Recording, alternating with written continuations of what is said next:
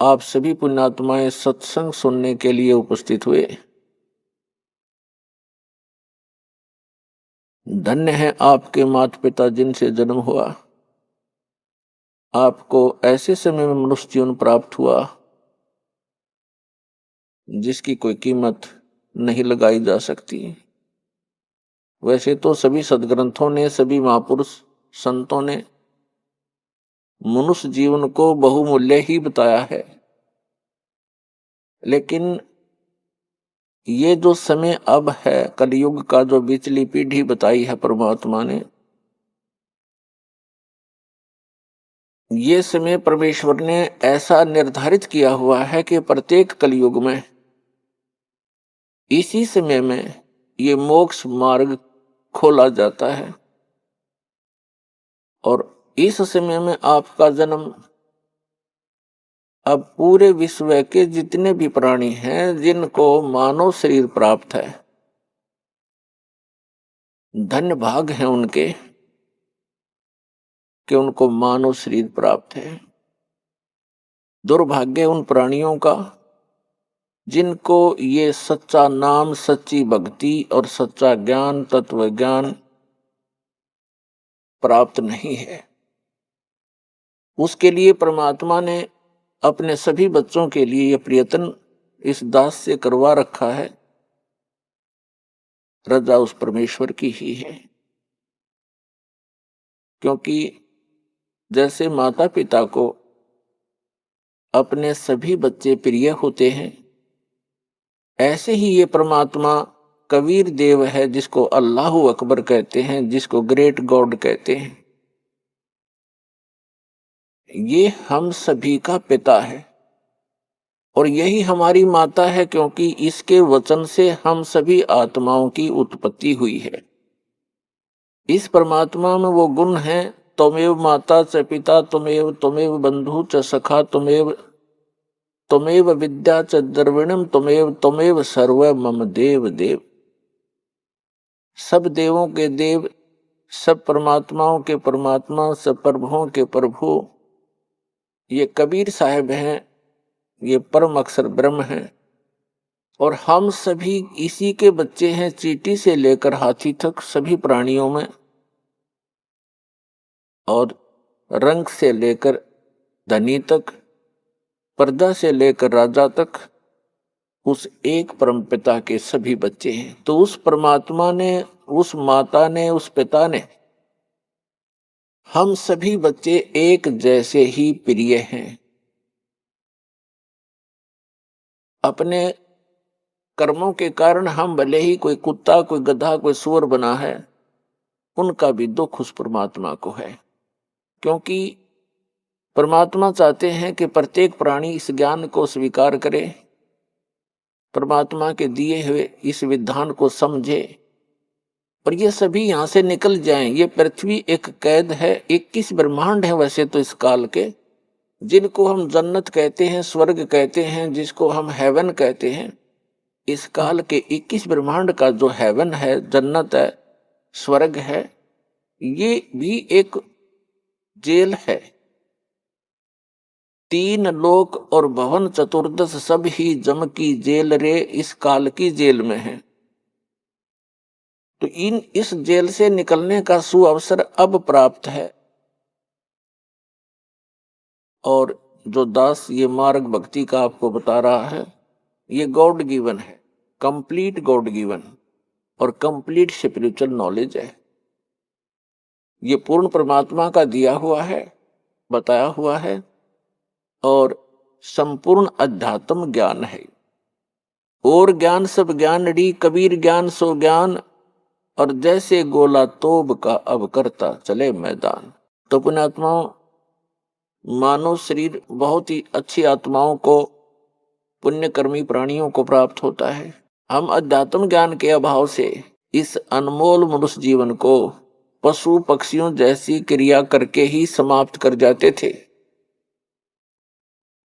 और जो पुण्यात्माएं साधना करने की चेष्टा भी करते थे पूर्व जन्म की प्रेरणा से, उनको यथार्थ ज्ञान न होने से उन्होंने हजारों वर्षों तक साधनाएं की, तप किए, जप किए, उन्होंने वो साधनाएं शास्त्र विधि त्याग कर किसी लोक वेद के आधार से की, किसी की सुनी सुनाई की,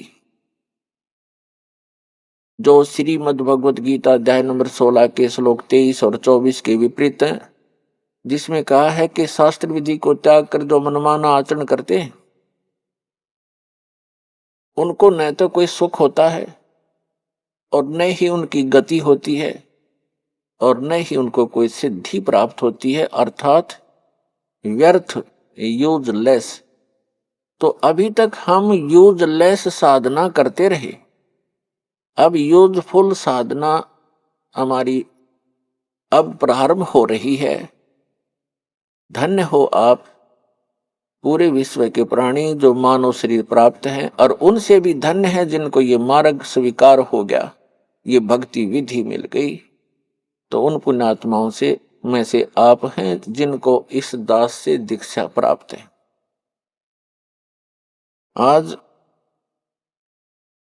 विश्व का मानव अन्य प्राणियों से भी दुखी है, पशु पक्षियों से भी दुखी है, क्योंकि हमारे पूर्व जन्म के जो पुण्य थे वो अक्षीण हो चुके हैं, क्योंकि हम चौथे युग में जन्मते जन्मते आ चुके हैं। अपने पुण्यों का अभाव कर लिया, अक्षीण कर लिया पुण्यों को, और हमारे पास अब केवल पाप शेष रह रहे हैं, जिस कारण से जैसे पाप और पुण्य ये दो पहलू हैं, पुण्य से सुख होता है, पाप से दुख होता है।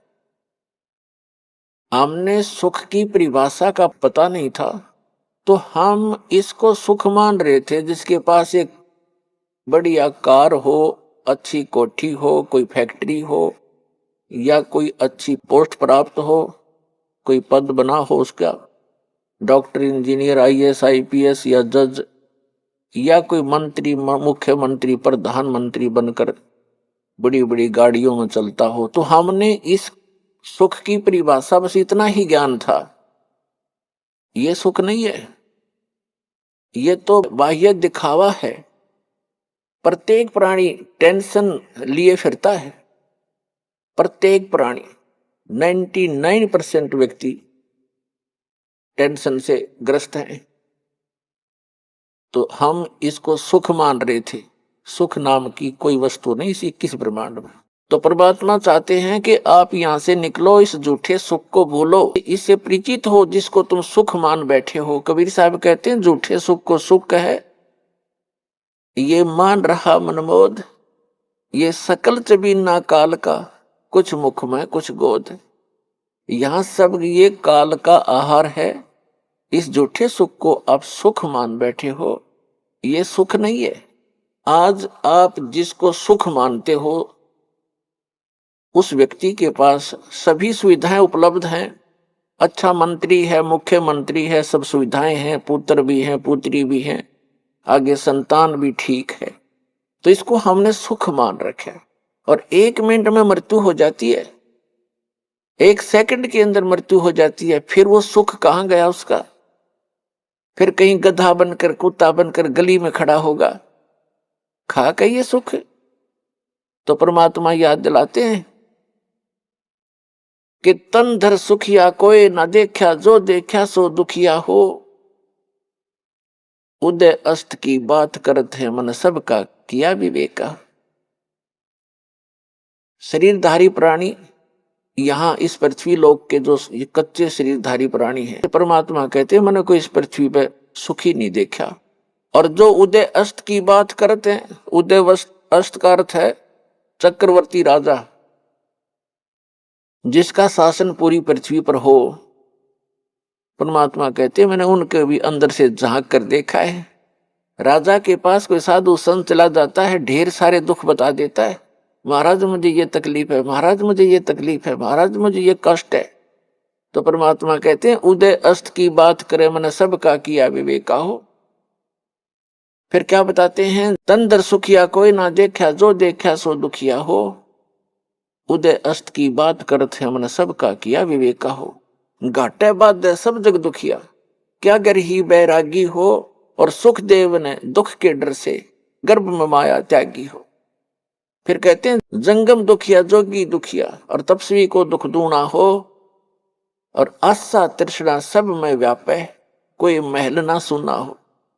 फिर परमात्मा कहते हैं कि साच कहूं तो जग नहीं माने पर झूठ कही ना जाई हो, और ये ब्रह्मा विष्णु महेश्वर दुखिया जिनने ये राह चलाई हो। फिर परमात्मा अंत करते हैं इस कहानी का, कहते हैं सुरपति दुखिया, सुरपति इंद्र स्वर्ग का राजा देवताओं का स्वामी, सुरपति दुखिया भूपति दुखिया, भूपति माने पूरी पृथ्वी का शासक राजा, सुरपति दुखिया भूपति दुखिया, और रंक दुखी बपरीती हो, कहे कबीर और सब दुखिया एक संत सुखी मन जीती हो। अब निष्कर्ष कर दिया दाता ने कि आप जी श्री ब्रह्मा श्री विष्णु श्री शिव जी को एक सुप्रीम पावर मानकर इनकी आराधना कर रहे हो, और इनसे हटकर कोई कहना सुनाना चाहता है तो आप जी बिल्कुल सुनना नहीं चाहते। तो परमात्मा कहते हैं कि साच कहूं तो जग का जचे नहीं, ये संसार मानना नहीं कि ब्रह्मा विष्णु महेश भी दुखिया, पर झूठ कही ना जाई हो, और ये ब्रह्मा विष्णु तुम्हारे शिव जी दुखिया जिन ये राह चलाई हो। अब विचार करके देखो, विष्णु जी को श्राप दे दिया किसने? नारद जी ने। क्यों? क्योंकि उसने हरि का रूप मांगा था विवाह करवाने के लिए, और कहते हैं विष्णु जी ने उसका बंदर का मुख लगा दिया, जिस कारण से नारद जी ने भगवान विष्णु को श्राप दे दिया। उस श्रापवश भगवान श्री विष्णु श्री रामचंद्र रूप में राजा दशरथ के घर जन्म लिया। श्री रामचंद्र जी का जीवन देख लो, वो कितना सुखी रहे होंगे। श्री विष्णु जी विवाह हुआ छोटी आयु में, विवाह होते ही वनवास हुआ, वनवास में से उसकी धर्मपत्नी का अपहरण हुआ, वो रावण राक्षस के जेल में पड़ी है, हाहाकार मचा हुआ।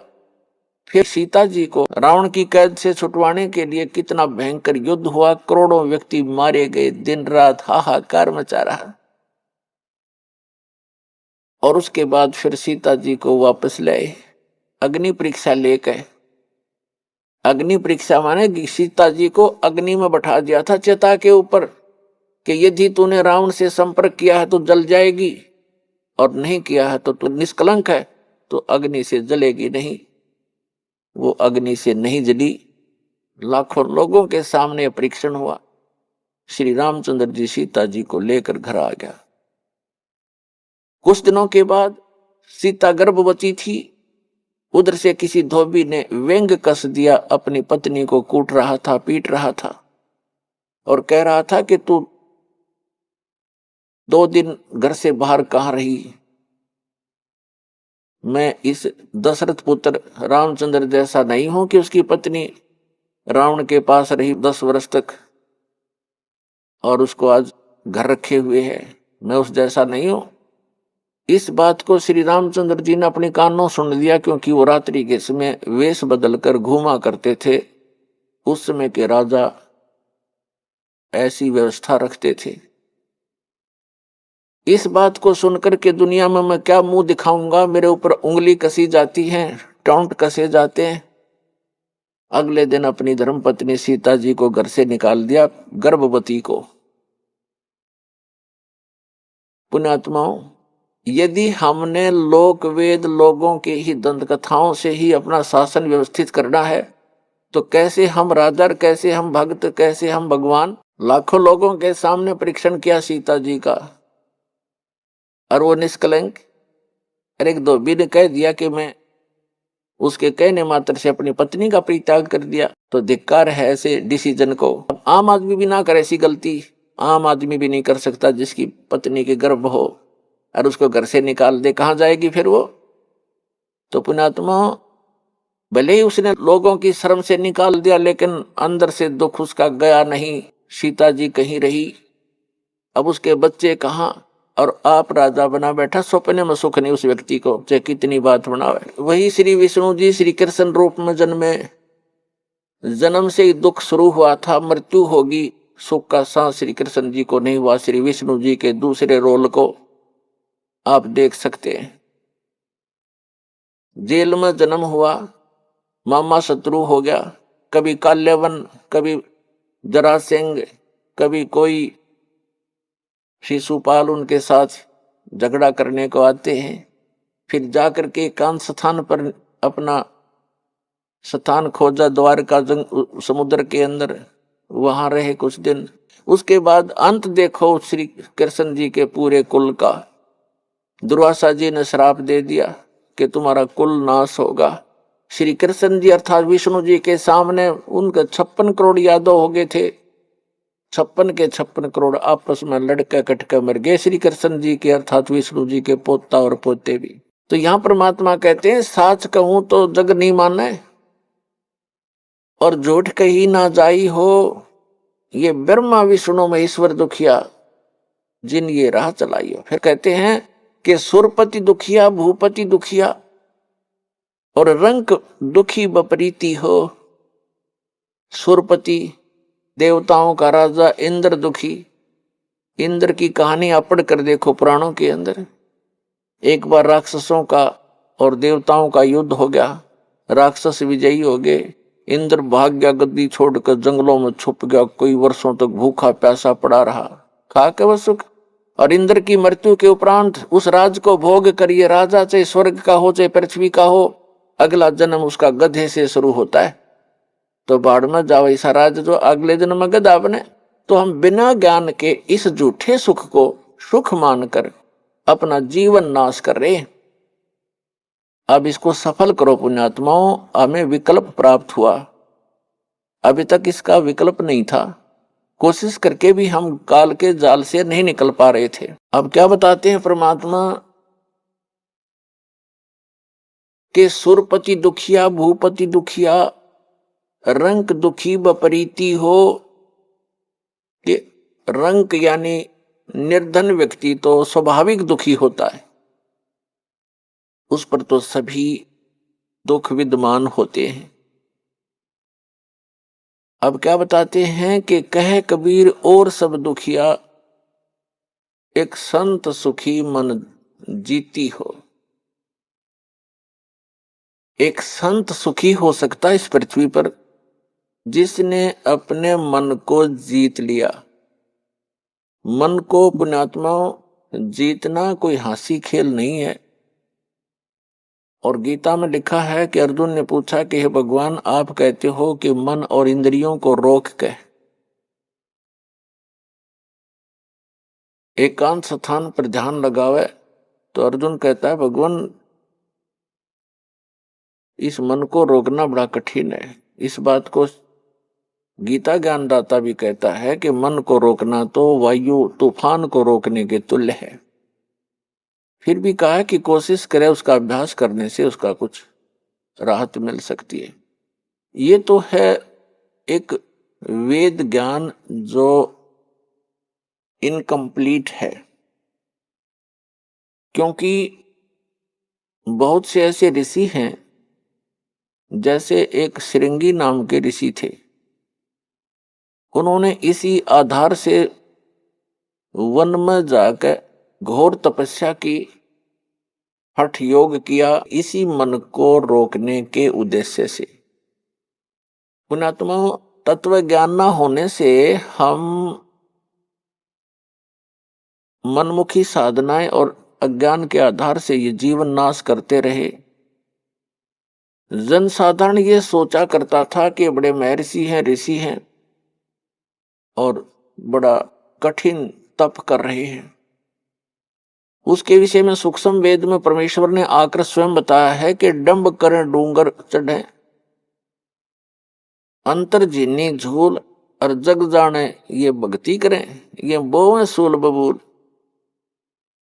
ऊंचे स्थान पर बैठते हैं, कोई पहाड़ पर, कोई ऊंचे से स्थान पर के दूर तक दिखाई दे मैं कहीं साधना कर रहा है कोई संत।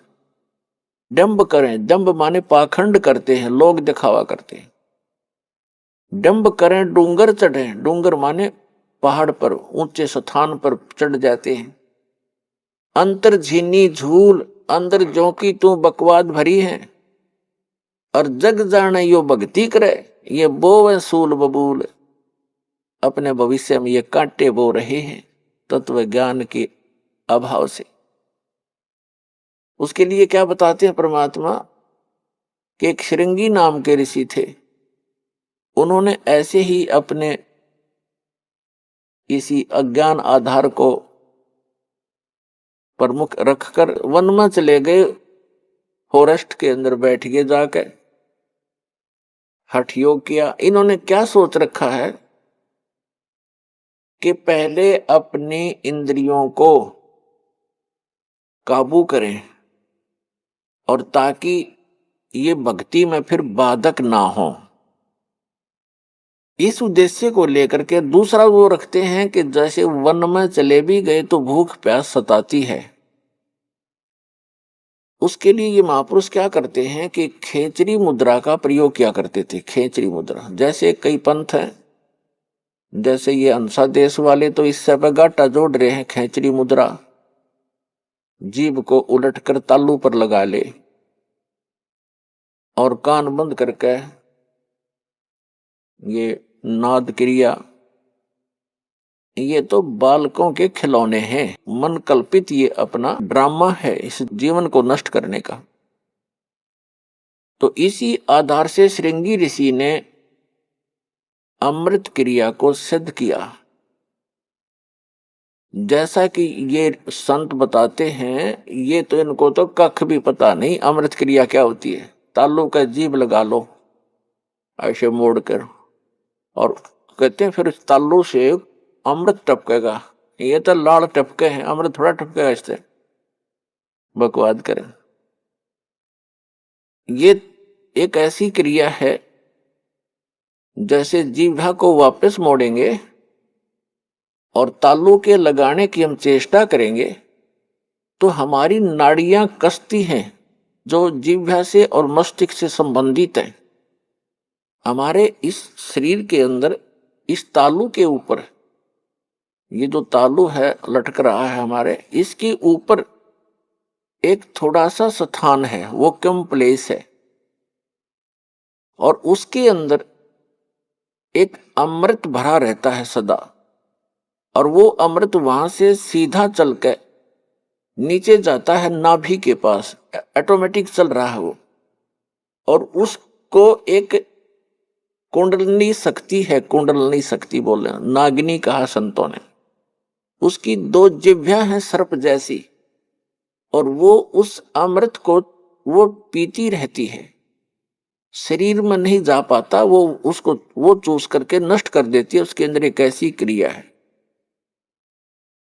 तो फिर क्या होता है, जब हम श्वास क्रिया को अभ्यास करते हैं श्वास का, और वो श्वास के साथ ऐसे खड़ी है, ऐसे उसका नाभि के जहां वो अमृत टपकता है ऊपर से जाकर नाभि के पास, उसका मुंह बिल्कुल उसके ऊपर है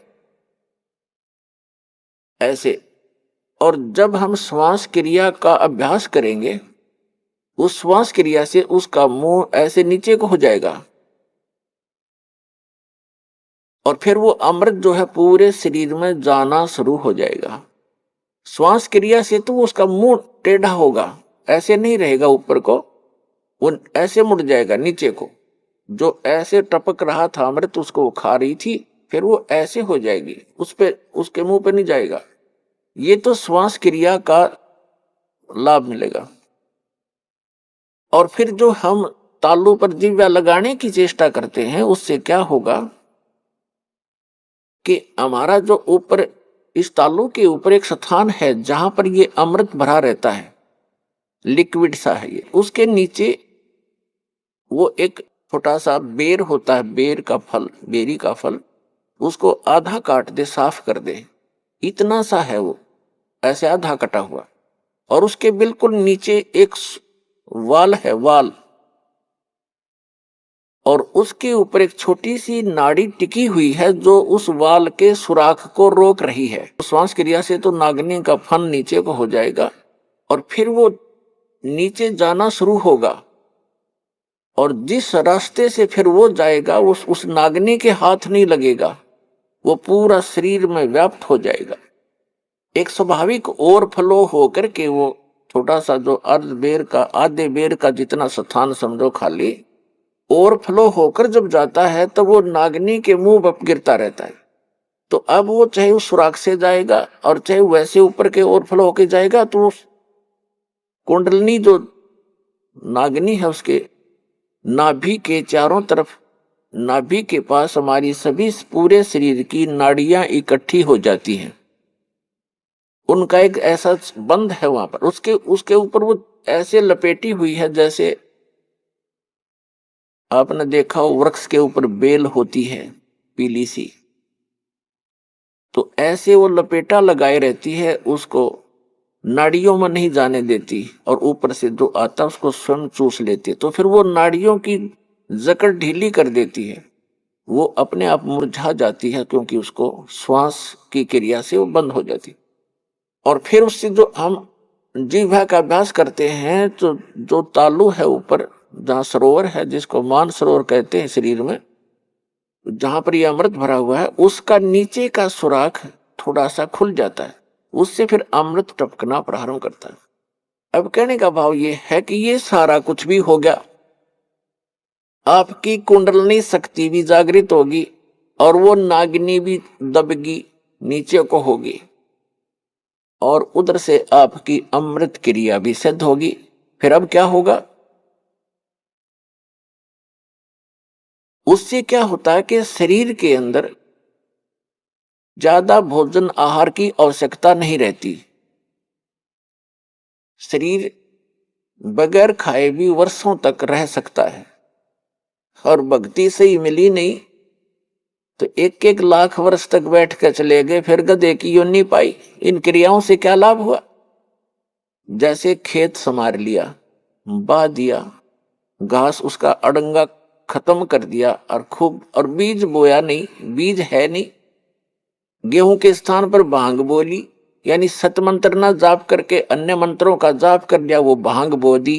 तो भांग जीवन रक्षक नहीं है, जीवन नाशक है। तो अन्य मंत्रों से सिद्धियां आ गई इन ऋषि महर्षियों के पास, जो इनके जीवन की नाशक बन गई।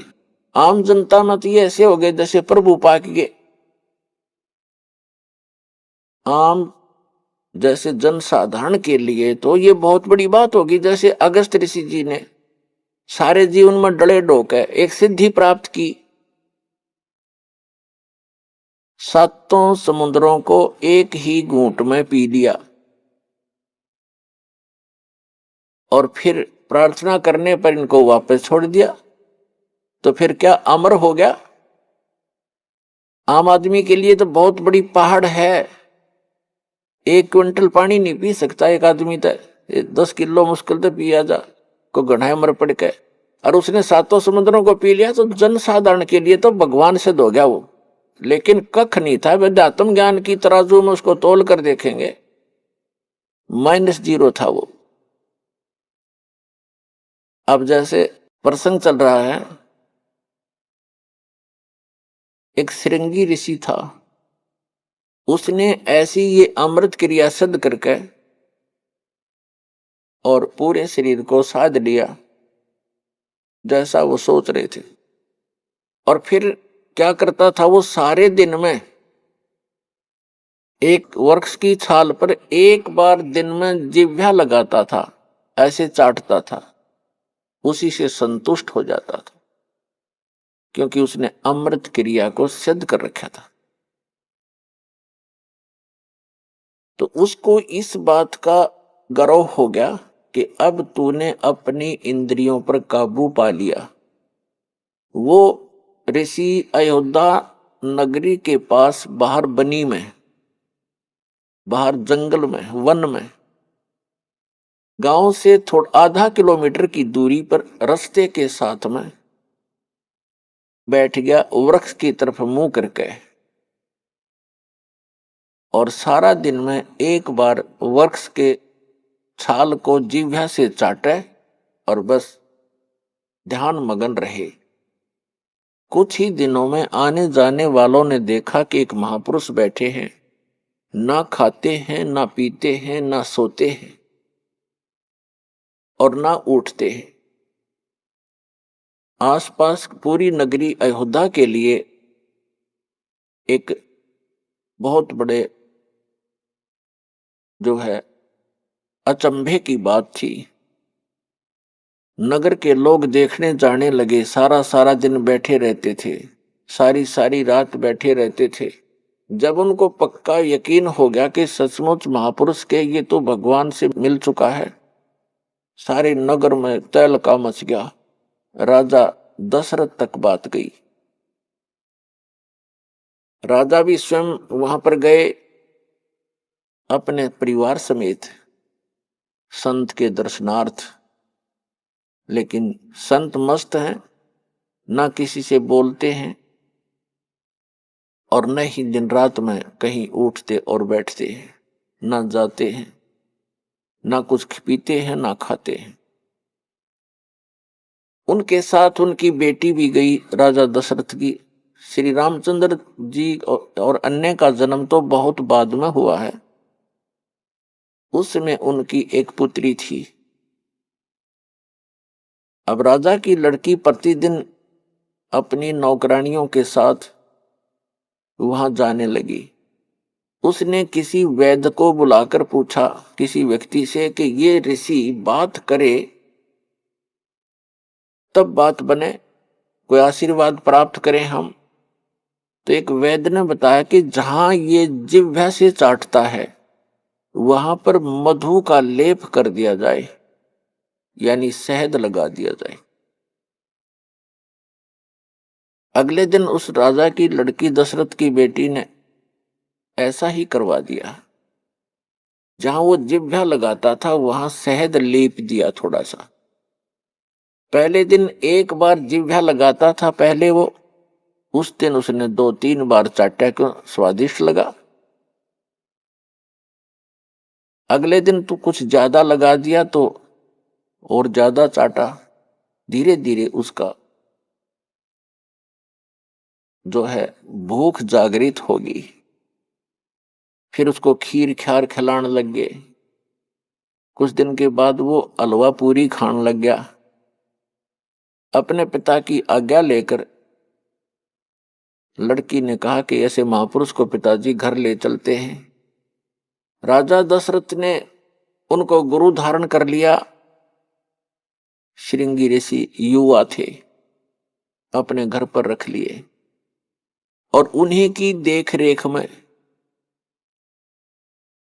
उन्हीं की आज्ञा से पुत्र प्राप्ति के लिए एक अनुष्ठान की तैयारी की।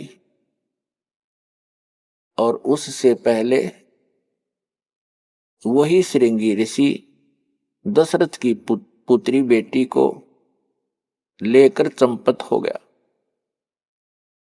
तो पुण्यात्माओं, परमात्मा कहते हैं मन के मते न चालियो, ये मन है पक्का दूत, और ले डोबे दरिया में जा हाथ से छूट।